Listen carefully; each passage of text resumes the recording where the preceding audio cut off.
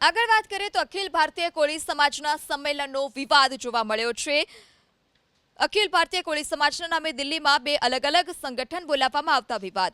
14 જૂને મળનારા સંમેલનમાં ગુજરાતથી કુંવરજી બાવળિયા સહિત નેતાઓ હાજર રહેવાના છે, જ્યારે 21 જૂને મળનારા સંમેલનમાં રાજુલાના ધારાસભ્ય હીરા સોલંકી સહિતના આગેવાનો હાજર રહેવાના છે।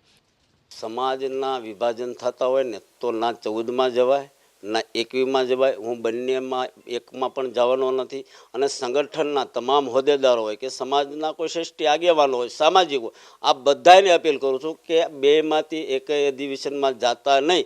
જો તમારે સમાજની લાગણી હોય તો આ લોકો ઘોડે તમારે જો બે સમાજને ફાટામાં વેચી નાખવો હોય અને સમાજનું નુકસાન કરવું હોય તો દિલ્હી ઊંધી તકો ખવાય અને જો સમાજ હિત ઈચ્છતા હોય તો ઘીરે આરામથી બેહાય। उन्होंने अब तक विरोध ही किया है। युवाओं को, महिलाओं को शामिल करने के लिए वो तो तैयार थे ही नहीं। जब मुझे अखिल भारतीय कोली समाज का राष्ट्रीय अध्यक्ष की जिम्मेदारी दी, उस टाइम से मैंने युवा और महिलाओं को शामिल करने का पूरा प्रयास किया है।